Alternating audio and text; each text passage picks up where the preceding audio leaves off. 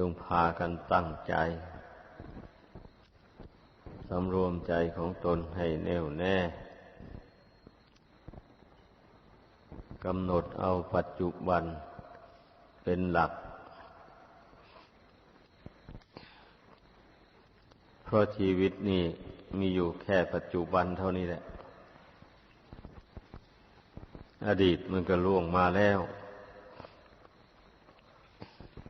เป็นอะไรก็เป็นมาแล้วจะกลับคืนไปเป็นเหมือนเดิมนั้นไม่ได้แล้วเพราะฉะนั้นไม่ต้องไปคำนึงหามันเรื่องอนาคตก็ยังไม่ได้ไม่ถึงยังไปไม่ถึงอย่าไปคำนึงหามันอย่าไปคาดการณ์ล่วงหน้า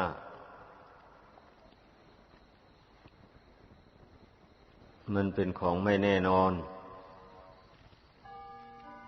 ฉะนั้นเรามากำหนดลงในปัจจุบันนี้อันนี้มันแน่นอนปัจจุบันนี้ดีหรือชั่วอย่างไรมันก็ปรากฏอยู่ในปัจจุบันนี้สุขหรือทุกข์ก็ดีก็อยู่ในปัจจุบันนี้เอง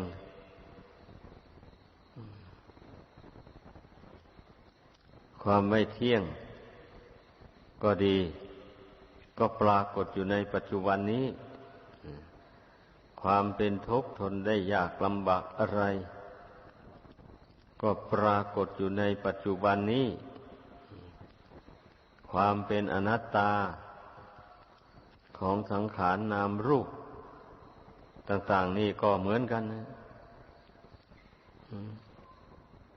ก็เห็นอยู่ในปัจจุบันนี่แหละไม่ใช่จะไปเห็นอดีตอนาคตนู่นไม่ใช่ปรากฏอยู่ในปัจจุบันให้เราเห็นแจ้งได้อยู่นี่คนทั้งหลายนั่นไม่ค่อยกำหนดเพ่งดูอยู่ในปัจจุบันนี้มักจะเพ่งไปในอดีตบ้างอนาคตบ้างดังนั้นจึงไม่เห็นทุกข์เห็นภัยในวัฏสงสารนี้เพราะว่าทุกข์ทั้งหลายมันปรากฏอยู่ในปัจจุบันอย่างที่ว่ามาแล้วนั่นน่ะดังนั้นน่ะก็จงพากันตั้งสติควบคุมจิตให้กำหนดรู้อยู่ในปัจจุบันนี้เมื่อเรารู้อยู่ในปัจจุบันนี้แล้วอะไรเกิดขึ้นมันก็ปรากฏให้เห็นได้ทุกอย่างนั่นแหละก็เมื่อความไม่เที่ยงมันเกิดมันแปรปรวนไปมันก็มากระทบกับจิตนี้แหละความแปรปรวนของร่างกายนี่จิตนั่นจะหลีกหนีไปไหนก็ไม่ได้เมื่อร่างกายมันแปรปรวนไปอย่างไรมันก็รับรู้ไปทุกวินาทีไปเลยทีนี้เมื่อผู้มีใจตั้งมั่นอยู่แล้วกำหนดรู้เห็นความไม่เที่ยงของร่างกายอยู่อย่างนี้ก็จึงเกิดนิพพิทาความเบื่อหน่ายขึ้นมาเพราะว่ามาอาศัยอยู่กับของไม่เที่ยงมันน่าเบื่อหน่ายจริงๆถ้าเพ่งพิจารณาให้ละเอียดลงไปเดี๋ยวน่าเบื่อหน่ายจริงๆก็มันไม่ปกติอยู่ได้ความรู้สึกอันเนี้ยเดี๋ยวก็ร้อนมากระทบเข้าเดี๋ยวก็หนาวมากระทบเข้าเดี๋ยวความเจ็บความปวดในอวัยวะร่างกายส่วนใดส่วนหนึ่งบังเกิดขึ้นก็มากระทบกับจิตนี้แหละ ไม่ไปที่อื่นแล้วจิตนี่ย่อมรับรู้ทุกอย่างทั้งสุขทั้งทุกข์ทั้งดีทั้งชั่ว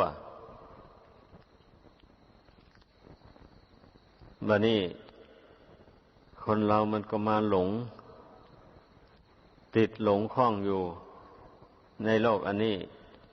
ก็เพราะได้สัมผัสกับความสุขนั่นแหละเมื่อได้สัมผัสกับความสุขแล้วติดอกติดใจพออกพอใจนั่นแหละจะทำให้จิตนี่เพลินอยู่ในโลกนี้ไม่คิดเบื่อคิดนายท่านเมื่อได้สัมผัสกับความทุกข์มา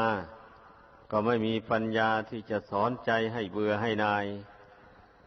มีแต่ร้องให้คร่ำครวญไปมาอยู่อย่างนั้นแหละจะกำหนดรู้เท่าทุกข์ก็กำหนดไม่เป็นเพราะไม่เคยฝึกจิตนี่มาแต่ก่อนเมื่อทุกข์มาถึงเข้าก็มีแต่กระวนกระวายกระเสือกกระสนไปมาอยู่อย่างนั้นซึ่งจะมีความอดกั้นต่อทุกขเวทนานั้นทำไม่ได้เพราะไม่เคยฝึกมา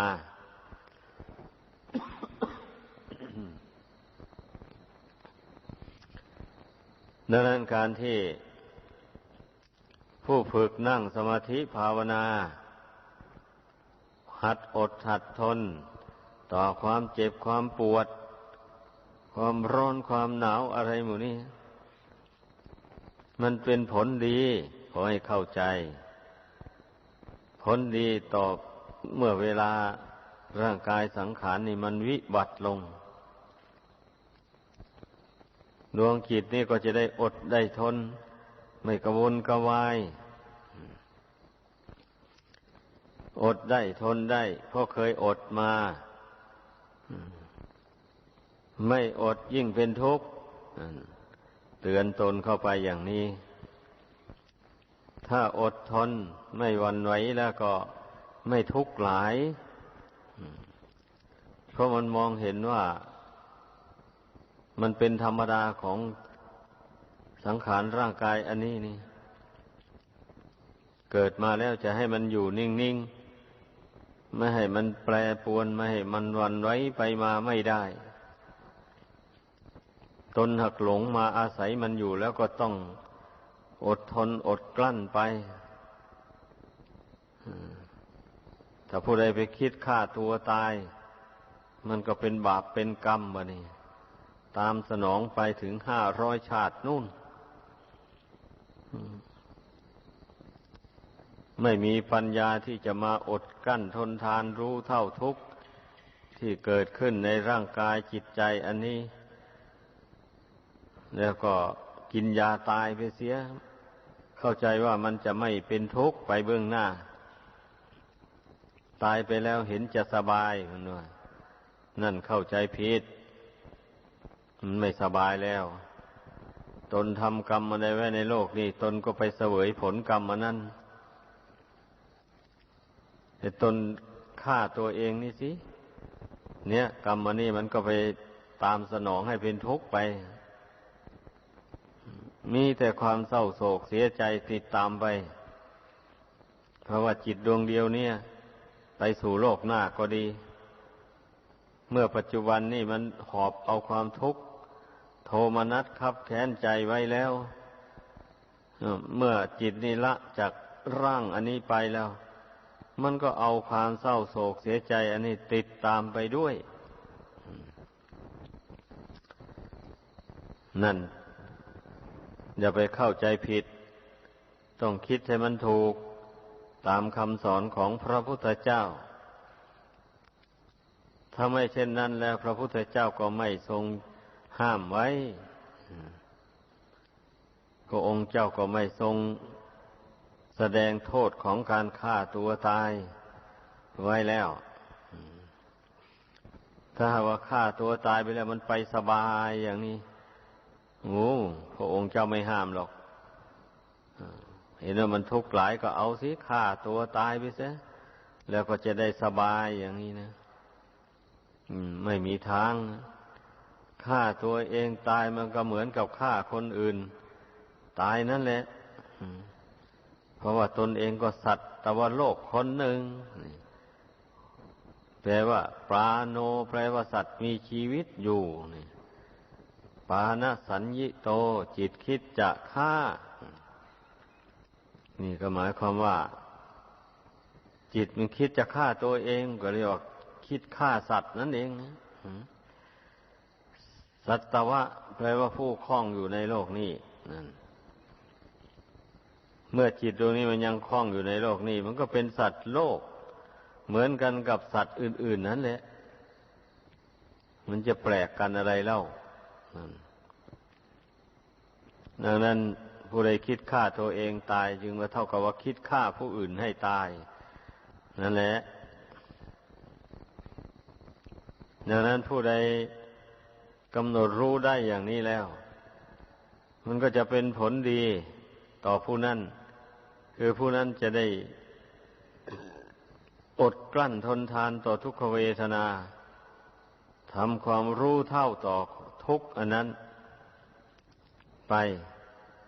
เพราะว่าทุกขเวทนานี่เมื่อเราเพ่งดูไม่ท้อไม่ถอยจริงจังเข้าไปแล้ว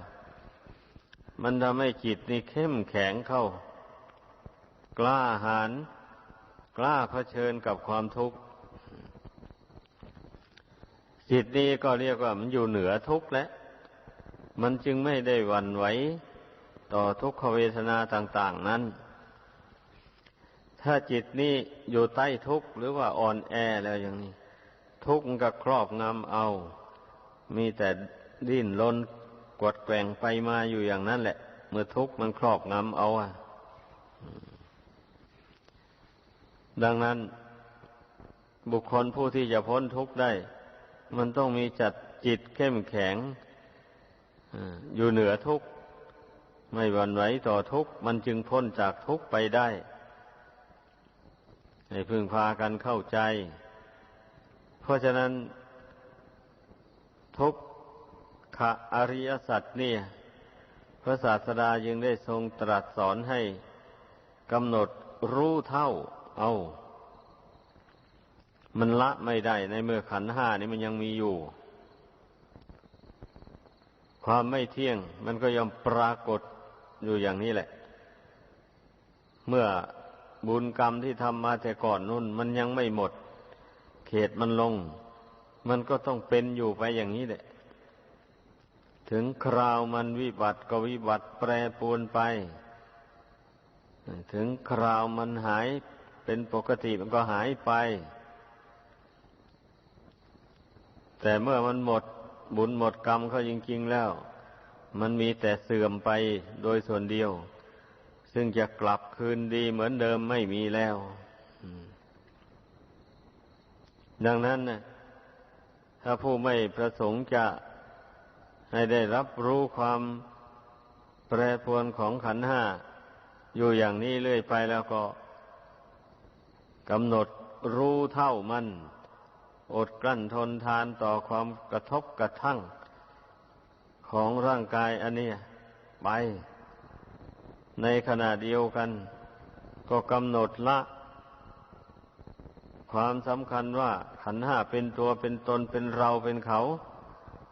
ลงไปไม่ให้มันเกิดความรู้ความเห็นขึ้นว่า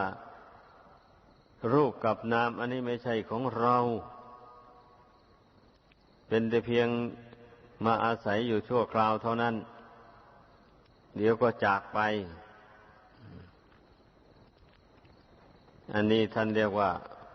เป็นผู้ละเหตุแห่งทุกข์ละความเห็นผิดที่ว่ารูปกายอันนี้เป็นตัวเป็นตนเสียให้มันเกิดความรู้เห็นว่ารูปกายอันนี้ไม่ใช่ตัวตนขึ้นมาแทนแล้วก็พยายามรักษาความรู้ความเห็นอันนี้ไว้ ให้มันปรากฏอยู่เรื่อยไปอย่างนี้แหละมันจึงจะพ้นทุกข์ได้ หรือว่าเพียรพยายามละความอยากของดวงจิตเนี่ยออกไปเช่นมันอยากให้โรคภัยไข้เจ็บนี่หายอยากให้ร่างกายนี้เที่ยงยั่งยืนอยากให้ทุกขเวทนาต่างๆนี่หายไปอยากให้มีผู้มาช่วยเหลือรักษาให้ตนหายจากโรคภัยไข้เจ็บนี้ความวิตกวิจารในใจอย่างนี้นะก็เรียกว่ามันก็เป็นตัณหาเป็นเหตุให้เกิดทุกข์เพราะเมื่อความอยากอย่างนี้เกิดขึ้นแล้วมันไม่เป็นไปตามใจหวังแล้ววันนี้มันก็เป็นทุกข์แหละคร่ำครวญกันต่างๆนานานี่มันเลยกลายเป็นอุปาทานไปแบบนี้นะดังนั้นในขณะที่ทุกขเวทนาเกิดขึ้นอยู่นั้นก็ห้ามความคิดเหล่านี้ลงเสียอย่าให้มันวิตกไปว่าถึงวิตกไปยังไงมันก็ไม่เป็นไปตามใจหวังเพราะว่าเหตุปัจจัยที่ประคับประคองชีวิตอันนี้ให้เป็นอยู่ไปนะมันจวนจะหมดจะสิ้นอยู่แล้วแล้วจะไปให้ใครมาช่วยได้ไม่มีใครจะมาช่วยได้เหมือนอย่างต้นไม้อย่างนี้นะเมื่อรากมันผุมันเน่าเต็มที่แล้วมันไม่สามารถที่จะดูดอาหารไปหล่อเลี้ยงลำต้นได้แล้วปรากฏว่ากิ่งก้านสาขาของต้นไม้ต้นนั้นค่อยเหี่ยวแห้งค่อยตายมาโดยลำดับอย่างนี้แล้ว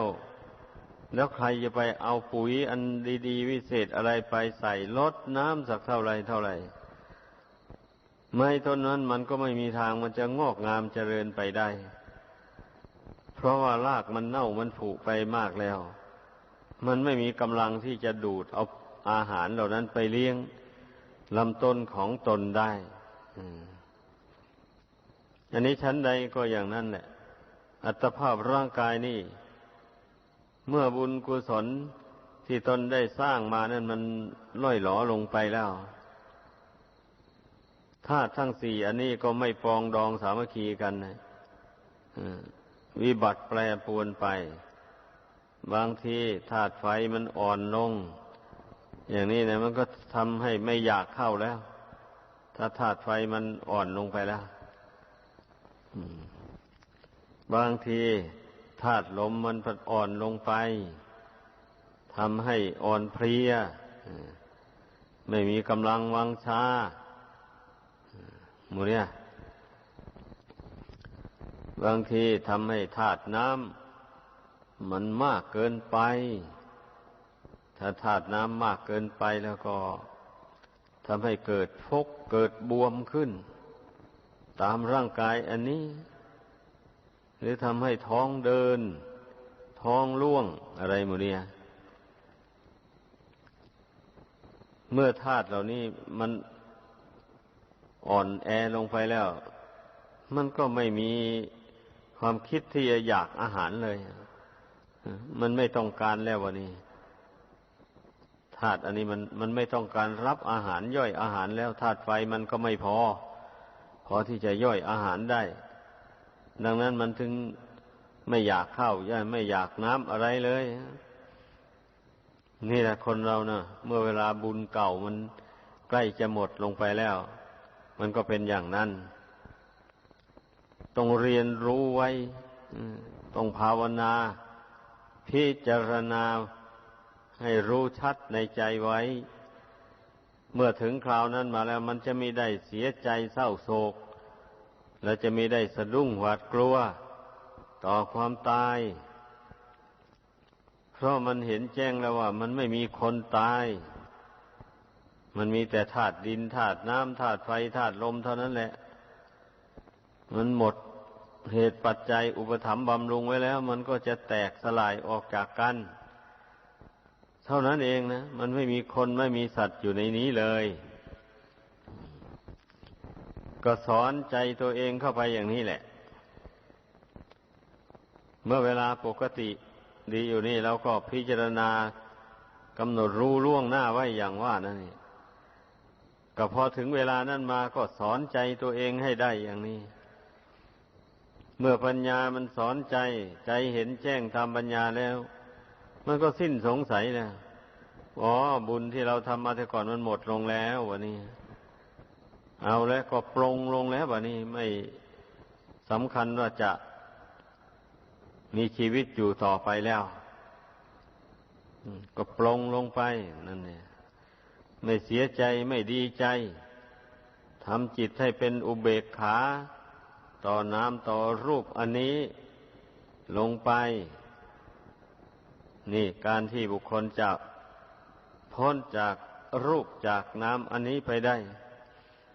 มันก็ต้องมาปรับปรุงใจนี้ให้เป็นกลางวางใจนี้ให้เป็นหนึ่งลงไปแล้วปรับปรุงแต่เวลาที่มันยังไม่แตกไม่ดับเนี่ยมันยังไม่สำรุดมากนี่อย่างเช่นเรานั่งสมาธิภาวนากันอยู่ทุกวันทุกคืนมาอย่างนี้นะเนี่ยเรียกว่าเราปรับปรุงใจให้มันถูกต้องวางใจให้มันถูกหมายความว่าอย่างนั้นเลยวางใจหัดปรุงหัดวางใจให้เป็นกลางอยู่เรื่อยไปเป็นกลางพร้อมด้วยญาณความรู้นะรู้แจ้งในร่างกายนี้ตามเป็นจริงแล้วจึงวางใจเป็นกลางลงไปหมายความว่าอย่างนั้นไม่ใช่เป็นกลางโดยที่ไม่รู้แจ้งนั่นแหละ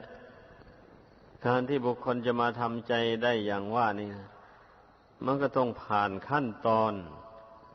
มาโดยลำดับทีเดียวมันต้องฝ่าฟันอุปสรรคหรือฝ่าฟันสิ่งกีดขวางของจิตใจนี่โดยลำดับมา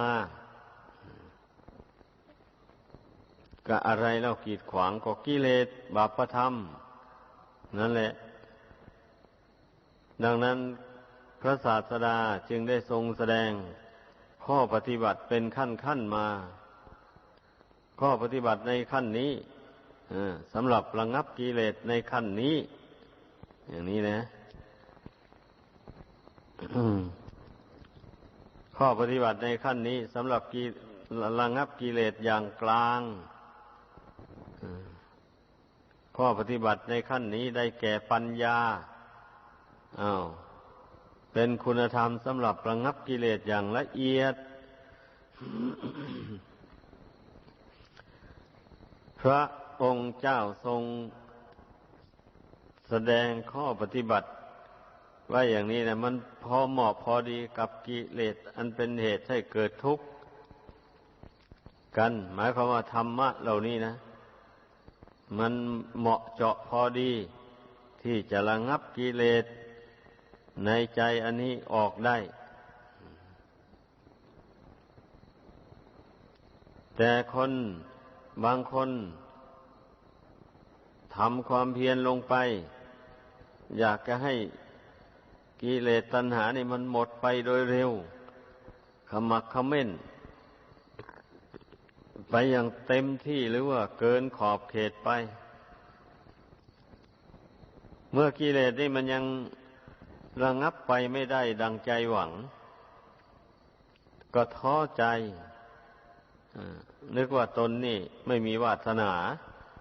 ที่จะเอาชนะกิเลสได้แล้วในชาตินี้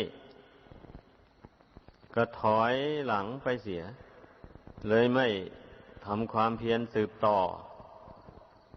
ผู้นั้นนับว่าเป็นผู้เข้าใจผิด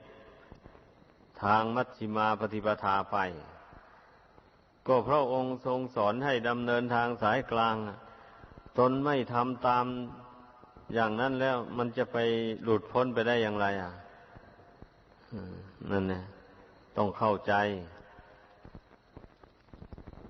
ทำอะไรก็ต้องให้พอประมาณให้พอดีพอดีอย่างนี้มันจึงเป็นทางสายกลางได้ทำความเพียรอย่างนี้ก็พระศาสดาทรงแนะให้เปลี่ยนอิริยาบถทั้งสี่ให้สม่ำเสมอกันนี่ก็เพื่อพยายามประคับประคองร่างกายอันนี้ไว้เพื่อจะได้ทำความเพียรสืบต่อไปจะได้ทำใจให้เป็นกลางวางใจให้เป็นหนึ่งต่อไปเพราะว่าบุญกุศลหรือคุณธรรมอันจะทำใจให้เป็นกลางนี่นะมันจะเกิดจากความสงบใจดังนั้นนะการทำใจให้สงบหรือภาคเพียรทำใจสงบนี่ไม่ใช่แต่อิริยาบถนั่งอย่างเดียวยืนก็ทำได้เดินจงกรมก็ทำให้ใจสงบได้นอนอยู่ก็ทำใจสงบได้ถ้าผู้ที่เข้าใจนะผู้ฉลาดหรือผู้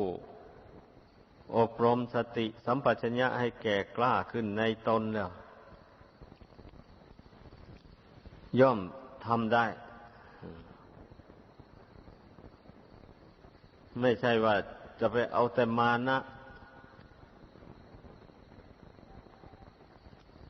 เข้าใส่อย่างเดียวเท่านั้นนั้นไม่ได้เราต้องอาศัยอุบายแยบคายในใจนั่นแหละต้องเดินพอประมาณยืนพอประมาณนั่งพอประมาณนอนพอประมาณอย่างนี้นี่มันจึงค่อยเป็นไปได้แล้วข้อสำคัญก็มีสติสัมปชัญญะตามรักษาจิตที่เราทำให้มันสงบลงไปมาแล้วนั่นนะพยายามตามรักษาความสงบอันนั้นให้มันติดต่อกันไปก็หมายความว่าพยายามรักษาจิตนี่อย่าให้มันเกิดความยินดียินร้ายขึ้นมาในเวลาตาได้เห็นรูปเป็นต้นอย่างนี้นะนี่เรียกว่ารักษาสมาธิไว้ได้ถ้าหากว่าไปเผลอสติไปปล่อยใจให้หลงยินดีหลงยินร้ายต่ออารมณ์ต่างๆที่กระทบกระทั่งมาบ่อยๆอย่างนี้สมาธิมันก็ถอนจิตจะตั้งเป็นกลางอยู่ไม่ได้เป็นอย่างนั้นเนี่ยกลัวว่าจะทำจิตให้เป็นกลางได้มันต้องสำรวมในศีลสำรวมในอินทรีย์เรื่อยมาโดยลำดับสำรวมในศีลก็ไม่เบียดเบียนบุคคลอื่นและสัตว์อื่นนั่นแหละพูดง่ายๆว่าไม่สร้างบาปให้เกิดมีขึ้นในตนนั่นแหละถ้าไปสร้างบาปขึ้นในตนละบาปนั่นสิ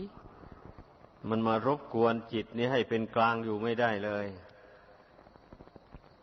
สายของบาปมันก็มารบกวนจิตให้คิดเบียดเบียนบุคคลอื่นและสัตว์อื่นอยู่ล่ำไปอย่างนั้นนะ